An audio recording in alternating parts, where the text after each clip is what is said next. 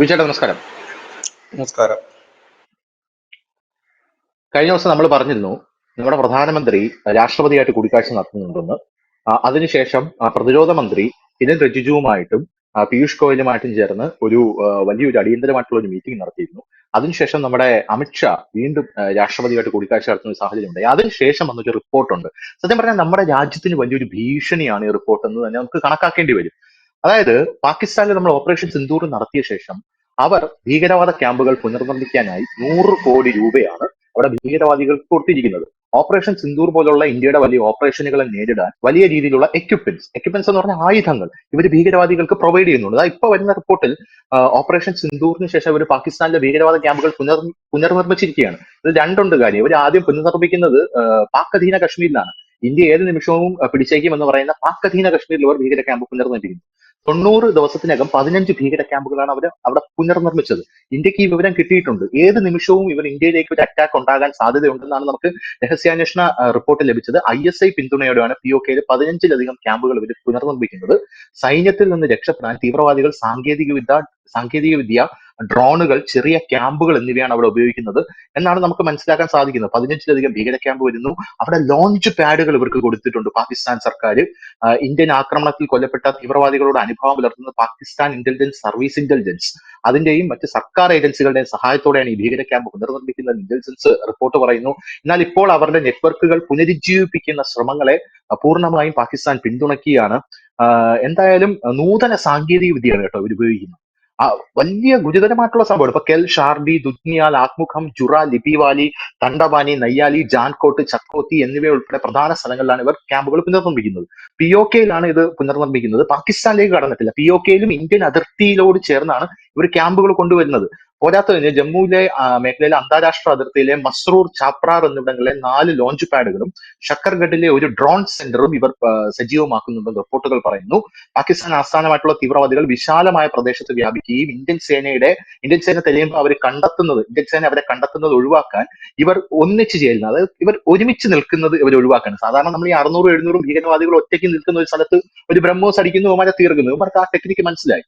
ഇപ്പൊ operation Sindoor തുടരുന്നുവെന്ന് India വാദിക്കുന്നതിനാൽ ഈ തീവ്രവാദികൾ സേനയിൽ നിന്ന് കൂടുതൽ ആക്രമണം ഉണ്ടാവും ഇപ്പോഴും ഭയപ്പെടുന്നുണ്ട്. അതുകൊണ്ട് വൻ നാശനഷ്ടം ഒഴിവാക്കാൻ ഈ തീവ്രവാദികൾ ഒരു ക്യാമ്പിൽ ഏകദേശം 2 ഡസൻ തീവ്രവാദികളെ മാത്രം ഉൾക്കൊള്ളുന്ന ചെറിയ ക്യാമ്പുകളും രൂപീകരിക്കുന്നുണ്ട്. മുമ്പ് ഒരു ക്യാമ്പിൽ ഈ എണ്ണം 5 ഇരട്ടി കൂടുതലായിരുന്നു. ഈ തീവ്രവാദികളുടെ ചലന രീതിയിലും മാറ്റം വരുത്തിയിട്ടുണ്ടെന്നാണ് നമുക്ക് ലഭിക്കുന്ന വിവരം. പോരാത്തതിൽ ഏറ്റവും ഗുരുതരമായിട്ടുള്ള കാര്യം, ഇസ്രായേൽ മോഡൽ ഒരു പ്രതിരോധത്തിലാണ് അവർ ഒരു ഊന്നൽ കൊടുക്കുന്നത്. ഇസ്രായേൽ എന്ന് പറഞ്ഞാൽ പലസ്തീൻ മോഡൽ. അതായത് ഈ തീവ്രവാദ ക്യാമ്പിൽ ഇവർ സ്ത്രീകളെയും കുട്ടികളെയും ഉൾപ്പെടുത്തുന്നു എന്നുള്ള റിപ്പോർട്ടാണ് വരുന്നത്. അതായത് സ്ത്രീകളെയും കുട്ടികളെയും കവചങ്ങളായി ഉപയോഗിച്ച് ഇവർ പ്രതിരോധിക്കാനുള്ള ശ്രമമാണ്. അപ്പൊ ഇനി നമ്മൾ അവിടെ അടിച്ചു കഴിഞ്ഞാൽ സ്ത്രീകളും കുട്ടികളും അടക്കം മരിക്കും എന്നുള്ള കാര്യത്തിൽ തർക്കമില്ല. അപ്പൊ ഡ്രോണുകളുടെയും നിരീക്ഷണ ഉപകരണങ്ങളുടെയും ഉപയോഗത്തോടെ പരിശീലനം കൂടുതൽ ഇവർ സാങ്കേതികമായി പുരോഗമിപ്പിച്ചും ഇടതൂർന്ന വനപ്രദേശങ്ങളിൽ ഈ ക്യാമ്പുകൾ ഇവർ കൊണ്ടുവരുന്നു. റഡാർ കാമഫ്ലേജ്, സാറ്റലൈറ്റ് മാസ്കിംഗ്, മറ്റു നൂതന ഉപകരണങ്ങൾ എന്നിവയാൽ ഇത് സജ്ജീകരിച്ചിരിക്കുന്നതായിട്ടാണ് റിപ്പോർട്ടുള്ളത്. ഇതിൽ ആരൊക്കെ ഉണ്ടെന്ന് അറിയാമോ? ജെയ്ഷെ മുഹമ്മദ്, ലഷ്കർ-ഇ-തോയ്ബ, ഹിസ്ബുൾ മുജാഹിദീൻ, റെസിസ്റ്റന്റ് ഫ്രണ്ട്, പിന്നെ മുതിർന്ന ISI ഉദ്യോഗസ്ഥർ, ഇവരെല്ലാം ചേർന്നിട്ടാണ് ഈ ഓപ്പറേഷൻ നടത്തുന്നത് എന്നാണ് നമുക്ക് മനസ്സിലാക്കാൻ സാധിക്കുന്നത്. അപ്പൊ ഈ ഓപ്പറേഷൻ സിന്ദൂർ കൊണ്ട് ഇവർ പഠിച്ചില്ല എന്നുള്ളത് സത്യമായിട്ടുള്ള ഒരു കാര്യമാണ്. ഈ പാക് അധീന കശ്മീരിൽ എന്താണ് ഇവർ ഇപ്പോ ഇത്തരത്തിലൊരു വലിയ പ്രവർത്തനം നടത്താനുള്ള കാര്യം? 15 തീവ്രവാദ ക്യാമ്പുകൾ ഈ 90 ദിവസം പുനർനിർമ്മിക്കാൻ 100 കോടി രൂപയാണ് ഇവർ ചെലവഴിച്ചിരിക്കുന്നത്. ഇന്ത്യയുടെ പ്രതികരണം ഇതിൽ എന്തായിരിക്കും? നമ്മൾ പറഞ്ഞിരിക്കുന്നത് ഇനി ഇവരെ അടിച്ചില്ലെങ്കിലും ഇവരുടെ ഭാഗത്ത് നിന്ന് അങ്ങനെ ഒരു പ്രവർത്തനം ഉണ്ടായാൽ നമ്മൾ തിരിച്ചാക്രമിക്കുമെന്നാണ് പറഞ്ഞിരിക്കുന്നത്. എന്താണ് തോന്നുന്നത്? അതിന് ഒരു പ്രധാന കാരണമുണ്ട്. ഈ ഓപ്പറേഷൻ സിന്ദൂറിന് മുമ്പ് പഹൽഗാമിൽ ഭീകരർ ആക്രമണം നടത്തിയപ്പോൾ അവർ പ്രതീക്ഷിച്ചത് ഇന്ത്യ പഴയതുപോലെ ബാലാക്കോട്ടിലും മറ്റുമൊക്കെ ഒരു സർജിക്കൽ സ്ട്രൈക്ക് നടത്തി അത് മാറും എന്നവർ കരുതിയെടുത്തു നിന്ന് അവർക്ക് തെറ്റുപറ്റി. പാക് അധിനിവേശ കാശ്മീരിലെ ഭീകര ലോഞ്ച് പാടുകളിൽ നിന്നൊക്കെ നേരത്തെ തന്നെ ഭീകരരെ അവർ ഒഴിപ്പിച്ചിരുന്നു. പക്ഷെ അവിടെയും നമ്മൾ അടിച്ചു. നമ്മുടെ കരസേന അവിടെ വലിയ ശക്തമായ ഒരു ആക്രമണം നടത്തിയതിനോടൊപ്പം തന്നെ പാകിസ്ഥാൻ ഉള്ളിൽ കയറിയിട്ട് പെഷവാറിൽ അടക്കം, റാവൽപിണ്ടിയിൽ അടക്കം അവരുടെ പ്രധാനപ്പെട്ട അഗ്നൂർ അടക്കമുള്ള വിമാനത്താവളങ്ങൾ തകർത്തുകൊണ്ട് അവർക്ക് കൊടുത്തൊരു പ്രഹരം അവർ സ്വപ്നത്തിൽ പോലും പ്രതീക്ഷിച്ചില്ല. അപ്പൊ അതിന് അവര് കണക്ക് കൂട്ടിയത് ഈ ഭീകരവാദ ക്യാമ്പുകളും ഇല്ലെങ്കിൽ അതിന്റെ തലവന്മാരും എല്ലാം ഈ പറയുന്ന പാകിസ്ഥാൻ ഉള്ളിലായതുകൊണ്ടാണ് ഇന്ത്യ അത്തരത്തിലൊരു ആക്രമണം നടത്തിയത്. അപ്പൊ ഇവരെ സൈഡിലേക്ക് നീക്കി കഴിഞ്ഞാൽ ഇന്ത്യയുടെ ആ ഒരു പാക് അധിനിവേശ കാശ്മീർ എന്ന് പറഞ്ഞു കഴിഞ്ഞാൽ പാകിസ്ഥാനിന്റെ അല്ല ശരിക്കും. അത് അവിടുത്തെ പാകിസ്ഥാന്റെ പരമോന്നത കോടതി പോലും പറഞ്ഞിട്ടുണ്ട്, ഇത് നമ്മുടെ പ്രദേശമല്ല, കാരണം നമ്മുടെ ഭരണഘടനയിൽ പറയുന്ന കാര്യങ്ങൾ, അവിടെ ഒരു പ്രതിയുമായി ബന്ധപ്പെട്ടൊരു കേസ് കോടതിയിൽ വന്നപ്പോൾ കോടതി പറഞ്ഞത് നമുക്ക് സമൻസ് അയക്കാനോ ഒന്നും കഴിയില്ല, കാരണം നമ്മുടെ ഭരണഘടനയോ നമ്മുടെ നിയമങ്ങളോ ബാധിക്കാത്തൊരു പ്രദേശമാണ്, അതൊരു സ്വതന്ത്ര പ്രദേശമാണ്, അവർക്ക് വേറെ ഭരണഘടനയുണ്ട്. അപ്പൊ പാകിസ്ഥാൻ ഇപ്പോൾ കരുതുന്നത് നമുക്ക് നഷ്ടമൊന്നുമില്ല, പാക് നിയോജക കാശ്മീരിൽ ആര് മരിച്ചാലും പാകിസ്ഥാനെ സംബന്ധിച്ച് ഒരു വേദനയോ വിഷമോ അവർക്കില്ല. അപ്പം ഈ ഒരു സാഹചര്യത്തിലേക്കാണ് കൂടുതൽ ഭീകരവാദ ക്യാമ്പുകൾ പാകിസ്ഥാനിലേക്ക് തുറക്കുന്നത്. അതായത് 50 പേരിൽ താഴെയുള്ള ചെറിയ ഗ്രൂപ്പുകളാക്കിക്കൊണ്ട് തുറക്കുന്നു. ഇതിനോടനുബന്ധിച്ച് തന്നെ ഈ ലഷ്കർ എ തോയ്ബയുടെ നേതൃത്വത്തിൽ ബംഗ്ലാദേശ് അതിർത്തിയിലും ഇത്തരത്തിലുള്ള ചെറു ക്യാമ്പുകൾ ISI തുറന്ന് പരിശീലനം നടത്തുന്നുണ്ട്. അതായത് വിവിധ ഇടങ്ങളിൽ നിന്ന് ഡ്രോൺ ആക്രമണം. ഞാനൊരു പക്ഷേ പ്രതീക്ഷിക്കുന്നത് കാശ്മീർ ഭാഗത്തു നിന്നുള്ള ഡ്രോൺ ആക്രമണത്തിനേക്കാൾ ഉപരി ബംഗ്ലാദേശിന്റെ ഏതെങ്കിലും ഒരു ഭാഗത്തു നിന്ന് ഡ്രോൺ ആക്രമണത്തിന് സാധ്യതകളും ഇല്ലാതിൽ നമുക്ക് തള്ളിക്കളയാൻ കഴിയില്ല. അങ്ങനത്തെ ഒരു സാഹചര്യത്തിലാണ് ഇപ്പൊ കാര്യങ്ങൾ നിൽക്കുന്നത്. അങ്ങനെ അതിർത്തിയിൽ ഇത്തരത്തിൽ നിൽക്കുന്നു. അതിന്റെ ഭാഗമായിട്ടാണ് കുറച്ചു നാൾക്ക് മുമ്പ് ഇന്ത്യ ടുഡേ അടക്കം ഇന്ത്യയിലെ ദേശീയ മാധ്യമങ്ങൾ റിപ്പോർട്ട് പുറത്തുവിട്ടിരുന്നു. അതിനകത്ത് പറയുന്നത് ഹാഫിസ് സയ്യിദ് അടക്കം ഈ പാക് കാശ്മീരിലാണ് ക്യാമ്പ് ചെയ്ത് മാധ്യമങ്ങൾ അത് റിപ്പോർട്ട് ചെയ്തിരുന്നതാണ്. അപ്പം സ്വാഭാവികമായി തന്നെ അവർക്ക് നന്നായി അറിയാം ഇത്. ഇപ്പോൾ ഈ എല്ലായിടത്തും ഈ തീവ്രവാദികൾ ചെയ്യുന്നത് കുട്ടികളെയും സ്ത്രീകളെയും മറയാക്കിക്കൊണ്ട് അവരെ മനുഷ്യകവചമാക്കാണ് ലോകത്തെമ്പാടും. അത് ഗസയിലും നമ്മൾ കണ്ടതാണ്. എന്നിട്ട് ഈ ചത്ത കുട്ടിയുടെ പടവും ഗർഭിണിയുടെ പടവും എടുത്ത് പിച്ച തണ്ടാലും യാതൊരു മടിയും ഇവർക്കില്ല. എരവാദമാണ് അവർ മുഴക്കുന്നത്. അതായത് എന്തുകൊണ്ട് ഇസ്രായേലികൾ ഈ ഗസയിലെ ആശുപത്രികളും സ്കൂളുകളും ആക്രമിക്കുന്നു എന്ന് ചോദിച്ചാൽ ആ കുട്ടികളെയും മറ്റും മറയാക്കിക്കൊണ്ട് അതിന്റെ താഴെ ആയുധപ്പുരകളും പരിശീലനവും തീവ്രവാദ ക്യാമ്പുകളും നടത്തുന്നു. ഇവിടെ ഈ പാകിസ്ഥാനിൽ ഇപ്പോൾ അവർ ഭയങ്കര രസമായിട്ടുള്ള ഒരു കാര്യമുണ്ട് കേട്ടോ. രസ പറഞ്ഞുകൊണ്ട് ഞാൻ അതും കൂടെ ഒന്ന് പറഞ്ഞു പോവാം. ഇൻസ്റ്റാഗ്രാം ഇപ്പൊ തുറന്നു കഴിഞ്ഞാൽ ഈ കുട്ടികൾ ഇങ്ങനെ ഒരു കെട്ടിടത്തിന്റെ മുമ്പിൽ കൂടെ കുട്ടികളും സ്ത്രീകളും നടന്നു പോകുന്നു. അങ്ങനെ നടന്നു പോകുമ്പോൾ പെട്ടെന്ന് ആ കെട്ടിടത്തിൽ ഒരു ബോംബ് വന്നു വീഴുന്നു. ബും എന്ന് പറഞ്ഞൊരു ബോംബ് വന്നു വീഴുന്നു. ഇവിടെയുള്ള എല്ലാ ആൾക്കാരും ചെയ്യുന്നു, വലിയ രീതിയിൽ അവിടെ അറ്റാക്ക് നടക്കുകയാണെന്ന് പ്രതീതി സൃഷ്ടിക്കുന്നു. അപ്പൊ കഴിഞ്ഞ ദിവസം ഇസ്രായേലി സോഷ്യൽ മീഡിയയിലുള്ള സകല ആൾക്കാരും ഇതിനെതിരെ രംഗത്തെത്തി. അവർ ചോദിക്കുന്നത്, ഈ ബോംബ് വന്ന് വീഴുന്നതിന് മുമ്പേ എങ്ങനെയാണ് ഇവരവിടെ ക്യാമറ കൊണ്ടുവയ്ക്കുന്നത്? വളരെ ക്ലിയർ ആയിട്ട് കുട്ടികൾ അത് ബോംബ് വീഴുന്ന സ്ഥലത്തേക്കാണ് ഇവർ നടന്നു പോകുന്നത്. അങ്ങോട്ടാണ് കെട്ടിടം ഇവിടെയാണെങ്കിൽ ഇവർ നടന്നു പോകുന്നത് കെട്ടിടത്തിന്റെ അടുത്തേക്കാണ് പോകുന്നത്. അവിടെ പെട്ടെന്ന് ബോംബ് വന്ന് വീഴുമ്പോൾ ഈ കുട്ടി നിലവിളിച്ചുകൊണ്ട് പിറകിലോട്ട് ഓടുകയാണ്. അതാണ് ദൃശ്യം. ഇവർ ചോദിക്കുന്നത് കൃത്യമായിട്ടുള്ള പ്ലാനാണ്. അതായത് ഇസ്രായേൽ ആദ്യം ഇവരോട് പറയും, ഞങ്ങൾ ആ കെട്ടിടത്തിൽ ബോംബ് ചെയ്യാൻ പോവുകയാണ്, അവിടെ ഹമാസ് ഭീകരവാദികൾ ഉണ്ട് എന്ന് പറയും. അപ്പൊ അവിടെ ഉള്ള ഭീകരവാദികളും അവിടെയുള്ള ആൾക്കാരും അവിടെ ക്യാമറ സെറ്റ് ചെയ്ത് വെച്ച് അന്താരാഷ്ട്ര ശ്രദ്ധ ആകർഷിക്കാൻ വേണ്ടിയും ഈ ഭീകരവാദികളെ സംരക്ഷിക്കാൻ വേണ്ടിയും അതൊരു നാടകമാക്കി ചിത്രീകരിച്ച് സോഷ്യൽ മീഡിയയിൽ അപ്ലോഡ് ചെയ്യുകയാണ്. സമാനമായിട്ടുള്ള ടെക്നിക്ക് കഴിഞ്ഞ ദിവസം സൈന്യം കശ്മീരിൽ കണ്ടുപിടിച്ചു. ഞാൻ അത് ബിഷട്ടനോട് പറഞ്ഞതാണ്. അതായത് സോഷ്യൽ മീഡിയ ഹാൻഡിലുകളിൽ ടെററിസ്റ്റുകളെ ഇതുപോലെ ഗ്ലോറിഫൈ ചെയ്ത് ഒരു മൂവ്മെന്റ് അവിടെ അന്തർധാരയിൽ നടക്കുന്നുണ്ടെന്ന് റിപ്പോർട്ട് പുറത്തു വരുന്നു. ഒരുപക്ഷെ ഈ കശ്മീരിൽ ഈ 15 ഭീകരവാദ ക്യാമ്പുകൾ പുനർനിർമ്മിക്കുന്നതോടൊപ്പം ചേർന്നുള്ള ഒരു പ്രവർത്തനമാണോ അതെന്ന് നമ്മൾ സംശയിക്കേണ്ടിയിരിക്കും. ഈ കാശ്മീരിൽ ഈ പഹൽഗാം ഭീകരാക്രമണമായിട്ട് തദ്ദേശീയരായിട്ടുള്ള കാശ്മീരികളെ അറസ്റ്റ് ചെയ്തിട്ടുണ്ട്. ഈ കാശ്മീരികൾ എന്ന് നമ്മൾ പറയുമ്പോൾ ഇവിടെ കിടന്നിട്ട് നമ്മൾ വിളക്കും നെഞ്ചോട് ചേർക്കുന്നു, അവർ രക്ഷിക്കുന്നു എന്നൊക്കെ പറഞ്ഞാലും അതിനകത്തൊരു ഇപ്പോഴും ഒരു ചെറിയ വിഭാഗം ഈ ഭീകരരോട് ആധിപത്യം പുലർത്തുന്നവരാണ്, ആഭിമുഖ്യമുള്ളവരാണ്. നമ്മുടെ ഇവിടുന്ന് ബ്ലോഗർമാരൊക്കെ പോയിട്ട് അവിടുത്തെ തെരുവോര കച്ചവടക്കാരോടൊക്കെ ചോദിക്കുമ്പോൾ അവർ പറഞ്ഞു ഞങ്ങളുടെ പാകിസ്ഥാനാണ് ഞങ്ങൾ. ഈ നാട്ടിൽ ഇരുന്നിട്ട് ഇവിടുത്തെ ഉപ്പും ചോറും നിന്നിട്ടാണ് വേറെ രാജ്യത്തിന് കീഴ്ച വിളിക്കുന്നത്. അത് അമേരിക്കയ്ക്ക് വിളിച്ചാലും പാകിസ്ഥാനെ വിളിച്ചാലും അവരെ നമുക്ക് രാജ്യദ്രോഹികളായിട്ട് തന്നെ കാണാൻ കഴിയും. അതിന് വേറെ ഡെക്കറേഷനൊന്നുമില്ല ആ വാക്കിന്. അപ്പൊ ഇതേപോലെ സ്വന്തം നാട്ടുകാരെ, സ്ത്രീകളെയും കുട്ടികളെയും കൊലക്ക് കൊടുക്കുക, അവരെ മുന്നിൽ നിർത്തി ഈ ബോംബുകൾക്ക് മുന്നിൽ, കാരണം IDF ആക്രമിക്കുന്നതിന് മുമ്പ് അവർ ലഘുലേഖ അറബി ഭാഷയിലും മറ്റും വിതരണം ചെയ്യാറുണ്ട്. എവിടെ അത് ഒരു യുദ്ധ നിയമമാണത്. ഞങ്ങൾ ഇവിടെ അറ്റാക്ക് ചെയ്ത് നിങ്ങൾ ഒഴിഞ്ഞു പോകണമെന്നത്. ആ സ്ഥലത്തേക്കാണ് ഇവരെ തള്ളി വിട്ടുകൊണ്ട് കടന്ന് വിലപിക്കുകയാണ്. എന്നിട്ട് തെണ്ടലാണ് പണി, പിച്ച തെണ്ടൽ. സേവ് ഗാസ എന്ന് പറയുന്നത് 1-ാം നമ്പർ പിച്ചതണ്ടലാണ്, ഫണ്ട് കളക്ഷനാണ്. ഇപ്പൊ നടക്കുന്നില്ല ഇത്. ഇപ്പൊ അങ്ങനെ ഫണ്ട് കൊടുക്കുന്നില്ല. ഇപ്പൊ ഫോറിൻ GCC രാജ്യങ്ങൾ പോലും ഇപ്പൊ ഫണ്ട് കൊടുക്കുന്നില്ല. അപ്പം ഇതാണ് അവിടെ നടക്കുന്നത്. ഇതിന്റെ മറ്റൊരു പ്രക്രിയയാണ് ഇപ്പൊ പാകിസ്ഥാനിൽ നടന്നുകൊണ്ടിരിക്കുന്നത്. അതിന്റെ ഭാഗമായിട്ടാണ് ഇപ്പൊ സ്ത്രീകളെയും കുട്ടികളെയും ഈ ഭീകരവാദ ക്യാമ്പുകളിൽ എത്തിച്ചുകൊണ്ട് ഇതിനെതിരെ അവിടെ ഒരു പ്രതിഷേധം രൂപപ്പെടുന്നുണ്ട് പാക് നിയോജക കാശ്മീർ. നമ്മൾ കണ്ടതാണ് കഴിഞ്ഞ ദിവസം പഹൽഗാമിലെ ഒരു ഭീകര ആക്രമണത്തിന്റെ പ്രതിയെ നമ്മൾ കൊലപ്പെടുത്തിയിരുന്നു. നമ്മുടെ സൈന്യം കൊലപ്പെടുത്തിയതിനു ശേഷം ആ ബോഡി അവർക്ക് വിട്ടുകൊടുത്തു. കാരണം നമ്മുടെ ഒരു മര്യാദയാണ്, യുദ്ധമര്യാദ. സാധാരണ അവരുടെ പാകിസ്ഥാനാണെങ്കിൽ അവരുടെ പട്ടാളക്കാരുടെ ബോഡി പോലും മേടിച്ചിട്ടില്ല. കാർഗിലില് 10,000-ഓളം എണ്ണം മരിച്ചു. പക്ഷെ അവർ ഇപ്പോഴും പറയുന്നത് 300 പേരെ ഉള്ളെന്ന്. അപ്പൊ ഇന്ത്യ പറഞ്ഞിട്ട് ബാക്കി ഇവിടെ കിടക്കുന്ന ഡെഡ് ബോഡിയെങ്കിലും കൊണ്ടുപോകുമെന്ന് പറഞ്ഞു. ഞങ്ങൾക്കത് വേണ്ട, നിങ്ങൾ വെച്ചോളാൻ പറഞ്ഞു. അങ്ങനെ നമ്മളാണ് അത് സംസ്കരിച്ചത്. അതും ഇസ്ലാമിക മതാചാര പ്രകാരമാണ് ഇത്രയും എണ്ണത്തിനെ നമ്മൾ ശവസംസ്കാര ചടങ്ങുകൾ നടത്തിയത്. അപ്പം ഒരു യുദ്ധനീതിയുണ്ട്. നമ്മൾ അവരുടെ ബന്ധുക്കൾ ആരെങ്കിലും ഉണ്ടെങ്കിൽ അവർക്ക് കൊടുക്കാം. നമ്മൾ ഈ വാനിയൊക്കെ, ബുൽഹാൻ വാനിയൊക്കെ നമ്മൾ കണ്ടതാ കാശ്മീരിൽ പണ്ട് ആ ബോഡി വിട്ടുകൊടുത്ത ഈ ബോഡി കൊടുപ്പ് പരിപാടി നിർത്തിയിട്ട് വന്നിട്ട് ഇവിടെ കാണും വന്ന് ചെയ്തിട്ട് പൊക്കോളാൻ മതി. ഇപ്പൊ നടക്കത്തില്ല അതൊന്നും. അന്നത് വലിയ ഇതൊക്കെയായിരുന്നു, വീര നേതാവായിട്ടൊക്കെ ഇതായത്.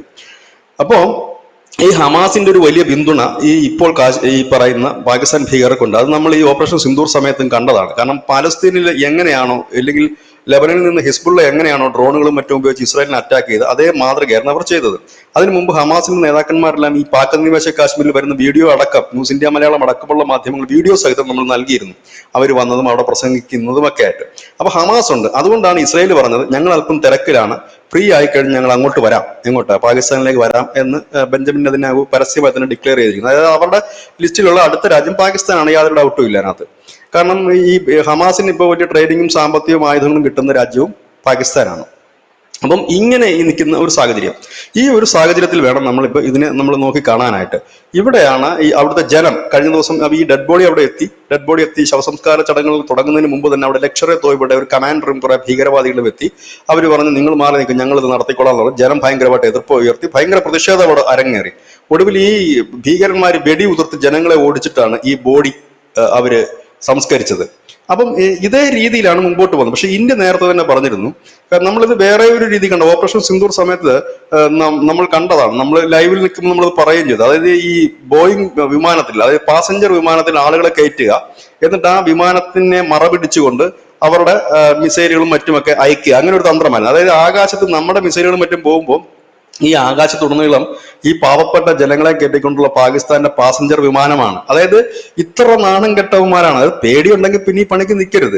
അപ്പോൾ ഈ സ്വന്തം ജനങ്ങളെ ഈ പാസഞ്ചർ വിമാനത്തിൽ കയറ്റിക്കൊണ്ട് പോകും. അതായത് ആദ്യം അവര് ഇങ്ങോട്ടൊരു അറ്റാക്ക് ചെയ്യുക, അവർക്ക് നന്നായി അറിയാം നല്ലൊരു തിരിച്ചടി കിട്ടുമെന്ന്. കിട്ടുന്ന സമയത്തൊക്കെ ഇവർ ആകാശം മുഴുവൻ അവരുടെ പാസഞ്ചർമാരെ കയറ്റിയിട്ടുള്ള വിമാനങ്ങളാണ്. അത് നമ്മൾ റിപ്പോർട്ട് ചെയ്താണ്, ലോകത്തുള്ള മാധ്യമങ്ങളെല്ലാം കണ്ടതും റിപ്പോർട്ടിങ് നടന്നതും ഒക്കെയാണ്. അപ്പൊ അന്ന് തന്നെ ഇന്ത്യ ഒരു കാര്യം പറഞ്ഞു, ഞങ്ങൾ ഈ പണി നോക്കി നിൽക്കില്ല, ഇത്തവണ ഓക്കെ നിങ്ങൾ രക്ഷപ്പെട്ടു ഇങ്ങനെയുള്ളത്, പക്ഷെ ഇങ്ങനെ നോക്കി നിൽക്കില്ല. കാരണം ഇങ്ങനെയുള്ള കവചങ്ങളൊക്കെ നോക്കിക്കൊണ്ട് ഞങ്ങൾക്ക് ഞങ്ങളുടെ രാജ്യത്തെ രക്ഷിക്കാൻ കഴിയും. കാരണം ഈ രാജ്യത്തിന്റെ പൗരനാണ് ഞങ്ങൾക്ക് വലുത്, ഈ രാജ്യത്തിന്റെ സുരക്ഷയാണ്. അതിനിപ്പം നിങ്ങൾ എന്ത് കവചം ഒരുക്കിയാലും അതിനകത്തൊന്നും യാതൊരു കാര്യവും ഉണ്ടാകാൻ പോകുന്നില്ല. കാരണം ഇത് ഇന്ത്യ നന്നായി തിരിച്ചറിയുന്നുണ്ട്. ഇന്ത്യ അതിനകത്ത് പിന്നോട്ട് പോകുമെന്ന് ഞാൻ വിശ്വസിക്കുന്നുമില്ല. കാരണം മുമ്പൊക്കെ ഇസ്രായേൽ പിന്നോട്ട് പോയിട്ട് അവസാനം അവർ ഗതിയില്ലാതെ വന്നുകൊണ്ടാണ് അവർക്ക് അങ്ങനെ ആക്രമിക്കേണ്ടി വന്നത്. ഇന്ത്യ അതേ രീതിയിൽ തന്നെ പോകും. നമുക്കെന്ത് മനുഷ്യാവകാശം നോക്കാനാണ്? നമ്മുടെ പൗരന്മാരെ ഇവിടെ കയറി ആക്രമിക്കുന്ന ഇത് കണക്കുള്ള തീവ്രവാദികൾ അവരിനി ആരെ മനുഷ്യകവചമാക്കിയാലും അതൊന്നും ദയ അർഹിക്കുന്നില്ല എന്നുള്ളതാണ്. അവരെ പിന്തുണയ്ക്കുന്നവരും. കാശ്മീരിൽ പൽഗാമില് എത്രയോ അധികം പേരാണ് അവിടുത്തെ തദ്ദേശീയരായിട്ടുള്ളത്. അതുപോലെ ഈ കുതിര സവാരി സർവീസ് നടത്തുന്ന ഓപ്പറേറ്റർമാർ എത്ര പേര് അറസ്റ്റിലായിട്ടുണ്ട്? അനവധി പേര് അറസ്റ്റാണ്. അവരെ വെച്ചിട്ടല്ലേ ഇപ്പൊ ഐഡന്റിഫൈ ചെയ്തത് ഈ കൊല്ലപ്പെട്ടത് ആരാണെന്നുള്ളത്. അപ്പം ഈ തോന്നിവാസം കാണിക്കുന്നതിന് ഇനി ഈ രാജ്യത്ത് പിന്നെ മാപ്പില്ല. അതിന് ഇപ്പൊ പാകിസ്ഥാനല്ല, ഇനി അതിന്റെ പേരിൽ മതത്തിന്റെ പേരിലാണ് ആരെങ്കിലും ഇറങ്ങി വരുന്ന അവരും അടിമേടിക്കും എന്നുള്ള യാതൊരു സംശയവുമില്ല. കാരണം മതം വേറെ, രാജ്യം വേറെ. ഇതൊക്കെ രാജ്യത്തിന് താഴെ ഉള്ളൂ, മതമായാലും രാഷ്ട്രീയമായാലും. രാജ്യത്തിന് മുകളിൽ എന്ന് വിശ്വസിക്കുന്നവരുടെ രാജ്യങ്ങൾ ഉണ്ടാകാം ഈ ലോകത്ത്, പക്ഷെ ഇന്ത്യ കൂട്ടത്തിലല്ല എന്നുള്ള കാര്യം ഇപ്പൊ എല്ലാവർക്കും ബോധ്യമായതുമാണ്. അപ്പം ഇതേ രീതിയിലാണ് ഞാൻ മുമ്പ് പറഞ്ഞിരുന്നു ധനുഷിനോട്, ഈ അസീം മുനീർ അധികാരം പിടിക്കാനുള്ള എല്ലാ ചരടുവലികളും നടത്തിയിരിക്കുകയാണ്. അസീം മുനീർ അവിടെ അധികാരത്തിൽ ഏറുന്നതിന് മുമ്പോ ഏറിക്കഴിഞ്ഞോ അദ്ദേഹത്തിന് ഒരു വീരപരിവേഷം കിട്ടേണ്ടതായിട്ടുണ്ട് ഇപ്പോഴത്തെ പൊളിറ്റിക്സിൽ. കാരണം പാകിസ്ഥാനിലെ ജനമാകെ പൊറുതിമുട്ടി ഇരിക്കുന്നു എന്ന് മാത്രമല്ല, അസീം മുനീർ വരുന്നതിനോട് അവർക്ക് വലിയ താല്പര്യമില്ല. കാരണം അവർക്ക് എങ്ങനെയെങ്കിലും മുമ്പോട്ട് ജീവിച്ചു പോയാൽ മതി. പക്ഷെ അസീം മുനീർ വരുമ്പോൾ അദ്ദേഹത്തിന്റെ ഒരു ഇമേജിന് കുറെ ഡാമേജുകൾ ഉണ്ടായിരുന്നു. ഓപ്പറേഷൻ സിന്ദൂറിന്റെ സമയത്ത് അദ്ദേഹത്തിന് ഒന്നും ചെയ്യാൻ കഴിഞ്ഞില്ല എന്ന് മാത്രമല്ല, ഓടി ഒളിക്കുന്ന ഒരു മുനീറിനെ നമ്മൾ കണ്ടത്. അവിടുത്തെ ഈ സൈനിക മേധാവി ഒരു പത്രസമ്മേളനത്തിൽ നമ്മൾ കണ്ടില്ല. പകരം നമ്മുടെ വനിതാ സൈനിക മേധാവികൾ വന്നിരുന്നിട്ടാണ് നമ്മൾ നടത്തിയ ഓപ്പറേഷനെ കുറിച്ച് വിശദീകരിക്കുമ്പോൾ പാകിസ്ഥാനിൽ ആരും അത് ഉണ്ടായിരുന്നില്ല. കാരണം ഉണ്ടാകാനായിട്ട് അവർക്കൊന്നും പറയാനുണ്ടായിരുന്നില്ല എന്നുള്ളതാണ്. അവരുടെ വിദേശകാര്യമന്ത്രി ഖാജയും ഒക്കെ വന്നിട്ടാണ് അവിടെ ഇവിടെ നിന്ന് എന്തൊക്കെ വെളിവാത്തരം പറയുന്നത്. അപ്പൊ മുനീറിന് അങ്ങനെ ഒരു വലിയ ഒരു മോശം ഇമേജ് ഇപ്പൊ ഉണ്ട്. കാരണം മുനീർ അവിടെ വീരനായിരുന്നു, ഈ ഭീകരവാദികളുടെ താരമായിരുന്നു, വീരാരാധനയുടെ പരിവേഷമായിരുന്നു. അതെല്ലാം ഇന്ത്യയുടെ ബ്രഹ്മോസിന് മുമ്പിൽ തകർന്ന് കരിഞ്ഞുണങ്ങിപ്പോയി. ഇനി അത് പുഷ്പിച്ചെടുക്കണമെന്നുണ്ടെങ്കിൽ അദ്ദേഹത്തിന് ഇപ്പോൾ ഇന്ത്യക്കെതിരെ ഒരു അറ്റാക്ക്, ഒരു ഭീകരാക്രമണം നടത്തുക. ഇതാ ഞങ്ങൾ അവരുടെ, അത് കുറഞ്ഞ അറ്റാക്കുകൾ കൊണ്ടൊന്നും മുനീർ തൃപ്തിപ്പെടുമെന്ന് തോന്നുന്നില്ല. ഒന്നുകിൽ നമ്മുടെ സൈനിക ക്യാമ്പിന് നേരെയോ ഇല്ലെങ്കിൽ നമുക്ക് വലിയ കാഷ്വാലിറ്റി ഉണ്ടാക്കുന്ന രീതിയിൽ ഒരു ഭീകരാക്രമണം നടത്തുക. ആ ഭീകരാക്രമണം നടത്തിയതിന് ശേഷം ഇതാ തിരിച്ചടി ഞങ്ങൾ കൊടുത്തിരിക്കുന്നു എന്ന് ഒന്ന് പറയണം. ഇനി ഒന്നും ആലോചിച്ച് നോക്കൂ. ഇനി എന്തെങ്കിലും തരത്തിലൊരു ഭീകരാക്രമണം നടത്തി കഴിഞ്ഞാൽ ഈ പ്രധാനമന്ത്രി നരേന്ദ്രമോദി അടിക്കടി പറയുന്ന ഒരു കാര്യമുണ്ട്, ഇനി ഞങ്ങൾ തീർത്ത് കളയും, ഇപ്പൊ ചെയ്തതുപോലെ അല്ല എന്നുള്ളതാണ്. പിന്നെ ട്രംപ് ഒരു പടവാണെന്നുള്ള കാര്യം എല്ലാവർക്കും അറിയാം. ട്രംപിന്റെ ബലത്തിൽ മറ്റും കളിക്കാൻ ഇറങ്ങിയിട്ട് വലിയ കാര്യമില്ല. അളിയൻ തന്നെ ഇപ്പൊ മുക്രയിട്ടുകൊണ്ടിരിക്കുക, എന്ത് ചെയ്യണമെന്ന് അറിയാൻ മേലാതെ. പല വഴിക്ക് ഇപ്പൊ ശത്രുക്കളുടെ എണ്ണം പുള്ളി തന്നെ വരുത്തി കൂട്ടി ഇപ്പൊ ഒരു വലിയ രീതിയിലുള്ള ശത്രുക്കൾ കൂടിക്കൊണ്ടിരിക്കുന്ന ഒരു സാഹചര്യമാണ്. അപ്പം ഇത് വളരെ നിർണായകമായ ഒരു ഇതാണ്. പക്ഷെ ഇവിടെ നമ്മൾ പ്രതീക്ഷിക്കേണ്ടത് ബംഗ്ലാദേശ് അതിർത്തികളിൽ നമ്മൾ ജാഗ്രത പാലിക്കുന്നുണ്ട്. കാരണം അവിടെ നിന്നും ഇവരുടെ ഓപ്പറേഷൻ നടക്കാനുള്ള സാധ്യതയുണ്ട്. ഏതായാലും ലോകം മാറുന്ന ഒരു രീതി ഇനി ഈ ഓപ്പറേഷൻ സിന്ദൂറിന്റെ ഒരു അടി നടക്കുകയാണെങ്കിൽ സംഭവിക്കാൻ പോകുന്ന 3 കാര്യങ്ങളുണ്ട്. ഒന്ന്, അസീം മുനീർ പാകിസ്ഥാനിലെ ഭരണം പിടിച്ചെടുക്കും. ഇതെന്റെ പ്രവചനം ആയിട്ട് ഇല്ലെങ്കിൽ ധനുഷ് എപ്പോഴും പറയാം, ചേട്ടൻ നേരത്തെ പറയും, അത് പിന്നീട് സംഭവിക്കുന്നത്. ഇത് പ്രവചനമൊന്നുമല്ല, എന്നാലും നമ്മുടെ ഒരു കാൽക്കുലേഷൻ ആണ്. അസീം മുനീർ പാകിസ്ഥാനിലെ ഭരണം പിടിക്കും. രണ്ടാമത്തെ കാര്യം, ബലൂചിസ്ഥാൻ ഏതാണ്ടൊക്കെ ഒരു സ്വതന്ത്രം പോലെ, കാരണം ആ ഒരു സ്വതന്ത്ര രാജ്യമായിട്ട് അംഗീകരിക്കണം, ഒരുപാട് കടമകൾ കിടക്കണം, വർഷങ്ങൾ പിടിക്കുന്ന ഒരു പ്രക്രിയയാണ്. കാരണം ഇസ്രായേലിനെയും പാലസ്തീനെയും പോലും അംഗീകരിക്കാത്ത രാജ്യങ്ങളുണ്ട്. ലോകത്ത് അനവധി രാജ്യങ്ങൾ ഇപ്പോഴും ലോകരാജ്യങ്ങൾ അംഗീകരിക്കാത്തതുണ്ട്. അപ്പം അത് ഇല്ലെങ്കിൽ തന്നെ അവർ സ്വതന്ത്ര പ്രവിശ്യ കണക്ക് വരും. മൂന്നാമത്തേത്, ബംഗ്ലാദേശിൽ അവിടുത്തെ പട്ടാളം അട്ടിമറി, ഇല്ലെങ്കിൽ അവിടെ പട്ടാളം ഭരണം പിടിക്കും. അങ്ങനെ 3 കാര്യങ്ങൾ ഈ അടുത്ത ഒരു അടിയോടുകൂടി സംഭവിക്കും. പാക് അധിനിവേശ കാശ്മീരിൽ ഇപ്പോൾ തന്നെ പ്രശ്നങ്ങളായി തുടങ്ങിയിട്ടുണ്ട്. അവരൊരു മറ്റൊരു ബലൂചിസ്ഥാനായിട്ട് അത് മാറിക്കഴിഞ്ഞിട്ട് അല്ല അവരുടെ ചേട്ടാ, ഫിൽട്രൈസേഷൻ നടക്കും. എന്റെ ഒരു ഡൗട്ടേ, ഈ ഭീകരവാദികളുടെ കയ്യിൽ നൂതന സാങ്കേതിക വിദ്യ എത്തുന്നു എന്നുള്ളതാണ് ഞാൻ ഇതിന്റെ ഗുരുതരമായിട്ടുള്ള ഒരു പ്രശ്നം. സ്ത്രീകളെയും കുട്ടികളെ അവർ ഉപയോഗിക്കുന്നു എന്നുള്ളത് നമുക്ക് സ്വാഭാവികമായിട്ട് ഊഹിക്കാം. അവരുടെ കൾച്ചർ അതാണ്. ഇവിടെ പോപ്പുലർ ഫ്രണ്ട് പോലും അങ്ങനെയാണല്ലോ ചെയ്യുന്നത്. അതേ സെയിം കൾച്ചർ എല്ലാ സ്ഥലത്തും ഇവർക്ക് ആ ഒരു ടെക്നിക്കാണ് ഇവരുടെ വജ്രായുധം എന്ന് പറയുന്നത്, സ്ത്രീകളെയും കുട്ടികളെയും പിടിച്ച് മുന്നിൽ നിർത്തുക എന്നുള്ളത്. അപ്പോൾ ഈ നൂതനമായിട്ടുള്ള സാങ്കേതിക വിദ്യ ഈ ഭീകരവാദികളുടെ കയ്യിൽ കിട്ടുന്നു എന്ന് പറയുമ്പോൾ അത് കുറച്ചുകൂടെ ഒരു ഗുരുതരമായിട്ടുള്ള ഒരു പ്രശ്നമായിട്ട് നമ്മൾ കാണേണ്ട ഒരു സാഹചര്യമില്ലേ? ഒന്നാമത്തെ കാര്യം, അവിടെയുള്ള പാകിസ്ഥാനിലെ പട്ടാളക്കാർക്ക് ഡ്രോൺ ഉപയോഗിക്കാൻ അറിഞ്ഞു, ആ മലമൂട്ടി തന്നെയാണ് വന്നുകൊണ്ട് പൊട്ടുന്നത്. പിന്നെയാണ് ഭീകരവാദികൾക്ക് എന്ന് നമുക്ക് ചിന്തിക്കാം. എന്നിരുന്നാൽ പോലും അത് നമുക്കൊരു ഒരു ഒരു ഭീഷണിയായി നമുക്ക് ഉറപ്പായിട്ടും ഉയർന്നു വരുന്ന സാധനമല്ലേ. ഇപ്പൊ റഡാർ, ഈ ലോഞ്ച് പാഡുകൾ, ഈ ഡ്രോണുകൾ, എസ്പെഷ്യലി ഇനി വരാൻ പോകുന്ന യുദ്ധം എന്ന് പറഞ്ഞു കഴിഞ്ഞാൽ ഡ്രോണുകളാണ് അതിൽ പ്രധാനപ്പെട്ട പങ്ക് വഹിക്കാൻ പോകുന്നു എന്ന് പറയുമ്പോൾ അവിടെ ഭീകരവാദികളുടെ കയ്യിലാണ് ഡ്രോണുകൾ എത്തുന്നത്. 100 കോടി രൂപ അതിന് ഫണ്ട് അവർക്ക് കൊടുത്തു കഴിഞ്ഞു പാകിസ്ഥാൻ എന്നുള്ള കാര്യങ്ങൾ നമ്മൾ കേൾക്കുന്നു. അപ്പൊ നമ്മളിങ്ങനെ അവരടിക്കട്ടെ, അത് കഴിഞ്ഞ് നമുക്ക് തിരിച്ചടിക്കാം എന്ന് വിചാരിച്ചിരിക്കുന്നതിൽ എന്തെങ്കിലും ഒരു കഴമ്പുണ്ടോ? ഇല്ല, നിലവിൽ ഭീകരവാദികൾ ഈ നൂതന ടെക്നോളജി തന്നെ യൂസ് ചെയ്യുന്നു. പഴയ ടെക്നോളജി ഒന്നുമില്ല. ഇപ്പൊ ഈ പകൽഗാമിലെ ഭീകരാക്രമണകാരികളെ കൊന്നൊടുക്കി കഴിഞ്ഞപ്പോൾ അവരുടെ കയ്യിൽ നിന്ന് ചൈനീസ് നിർമ്മിത റേഡിയോ ആണ് കിട്ടിയത്. ആ റേഡിയോ ഓൺ ചെയ്ത് അതിന്റെ സിഗ്നലുകൾ പുറത്ത്, അതുവഴിയാണ് അവരുടെ കമ്മ്യൂണിക്കേഷൻ. ഇപ്പൊ പഴയ കണക്കുള്ള മൊബൈൽ കമ്മ്യൂണിക്കേഷൻ പണ്ടേ ഇല്ലായിരുന്നു. അതിനുശേഷം വാക്കി ടോക്കി പേജറും പോയി. ഇപ്പൊ ഇത് കണക്കുള്ള ഹാം റേഡിയോസുകളും അതുപോലെ തന്നെ മറ്റേ ഈ സാറ്റലൈറ്റ് ഫോണുകളുമാണ് യൂസ് ചെയ്യുന്നത്. ഇതൊക്കെ പണ്ട് തൊട്ടേ നമ്മുടെ രാജ്യം പിടിച്ചെടുക്കുന്നതാണ് ഇനി ഇത്രയും കാര്യങ്ങളാണ്. അപ്പൊ രാജ്യത്തെ സംബന്ധിച്ച്, നമ്മളെ സംബന്ധിച്ച് ഇത് പുതുമയുള്ള സാധനമൊന്നുമല്ല. പക്ഷെ ഇവിടെ ട്രംപ് മനസ്സിലാക്കേണ്ട ഒരു കാര്യമുണ്ട്. ഈ വാരിക്കോരി പാകിസ്ഥാന് കൊടുക്കുക, അവിടെ നിന്ന് എണ്ണ ഒഴിച്ചെടുക്കുക, അവരെ കെട്ടിപ്പിടിക്കുകയും ചെയ്യുമ്പോൾ നിങ്ങൾ ചെയ്യുന്നത് പരോക്ഷമായി ഇന്ത്യ ആക്രമിക്കുന്നതിന് വേണ്ടിയിട്ടുള്ള സപ്പോർട്ടാണ് കൊടുക്കുന്നത്. ഇതെല്ലാം കഴിഞ്ഞിട്ടാണ് ഇന്ത്യക്കെതിരെ വായ്ത്താളം അടിക്കുന്നത്. അപ്പൊ സ്വാഭാവികമായിട്ട് എന്താണ് അവിടെ സംഭവിക്കുന്നത്? നമുക്ക് ഉണ്ടാകുന്ന അതാണ്. ഇന്ന് ഇന്ത്യ പറഞ്ഞിട്ടുണ്ട് ഒരു കാര്യം വളരെ വ്യക്തം. പഴയ ഒരു ആർട്ടിക്കിൾ ഇന്ന് ടൈംസ് നൗ വലിയ അവരുടെ ഹെഡിങ് ആക്കി വെച്ചിട്ടുണ്ട്. വലിയ വാർത്തയാണത്. അതില് 2 മില്യന്റെ ഒരു സൈനിക സഹായം ഇപ്പം കൊടുക്കുന്നുണ്ട്. ഇന്ത്യ ചോദിക്കുന്നത്, നമ്മുടെ ശത്രുവിന് ആയുധവും കൊടുത്ത് പണവും കൊടുത്തിട്ട് നമ്മളോട് പറയുന്നു, നിങ്ങൾ ഇനി റഷ്യയുടെ ആയുധം വാങ്ങരുത്, ഞങ്ങൾ തരാം. അതായത് നമ്മുടെ കയ്യിലും പാകിസ്ഥാനെങ്കിലും സെയിം സാധനം ഇരിക്കുന്നു, സോഴ്സ് കോഡ് അമേരിക്കയുടെ ഇരിക്കുന്നു. സായിപ്പിന്റെ ആ ബുദ്ധിയുടെ ഒക്കെ കാലം പണ്ടേ ഇന്ത്യ തിരിച്ചറിഞ്ഞതും അവിടുന്നൊക്കെ സാധനം മേടിക്കുക. ഇതിപ്പോ മോദിയാണ്, ട്രംപ് അല്ല. മോദിയും ട്രംപും തമ്മിൽ ഒരുപാട് വ്യത്യാസമുണ്ട്. ശരിയാണ്, ട്രംപ് എന്ന് പറയുന്ന അമേരിക്കയാണെങ്കിൽ ഒരു വലിയ രാജ്യത്തിന്റെ, ഒരു വികസിത രാജ്യത്തിന്, സാമ്പത്തിക ശക്തി രാജ്യത്തിന്, സൈനിക ശക്തി രാജ്യത്തിന് തലവനാണ്. പക്ഷെ തലച്ചോറില്ലാത്തൊരു ഭരണാധികാരിയാണെന്ന് പറയേണ്ടി വരും. ഇതൊക്കെ കൊടുത്തിട്ട് നമ്മുടെ ശത്രു രാജ്യത്തിന് ഇത് കണക്ക് എല്ലാ സപ്പോർട്ടും ചെയ്തിട്ട് നമ്മളത് പറയാണ്, നിങ്ങൾ ഇനി റഷ്യയുടെ നിന്ന് ആയുധം വാങ്ങരുത്, ഞങ്ങൾ വേണേ തരാമെന്ന് പറഞ്ഞാൽ ഇന്ത്യ കേൾക്കുവോ? ഇന്ത്യ അല്ല, എഴുന്നേറ്റ് നടക്കാൻ ആവതുള്ള ഒരു രാജ്യം കേൾക്കത്തില്ല. അവിടെയാണ് ഇദ്ദേഹം ഈ വലിയ വകുപ്പും ഇതൊക്കെ അടിക്കുന്നത്. ഞാൻ പറഞ്ഞില്ലേ, ട്രംപിനെ സപ്പോർട്ട് ചെയ്യുന്ന ഒരു ചെറിയ വിഭാഗം ഇവിടെയുണ്ട്. അവർക്ക് അമേരിക്കയോടല്ല സ്നേഹം, അവരുടെ ഒരു പ്രത്യേക വിഭാഗത്തിന്റെ മതതാല്പര്യങ്ങൾ സംരക്ഷിക്കുന്നു. അവർ എപ്പോഴും പറയാറുണ്ട്, ഞങ്ങളൊക്കെ എന്തെങ്കിലുമൊക്കെ ചെയ്തു കഴിഞ്ഞാൽ അമേരിക്ക ഇടപെടും. അമേരിക്ക ഇടപെടത്തില്ല, ഒരു കുന്തോ ഇടപെടത്തില്ല, ഇത് മൂക്കി വലിച്ചേരുന്നു. ഇത് ഇന്ത്യയാണ്. ഇവിടെ ഒരു ഭരണഘടനയുണ്ട്.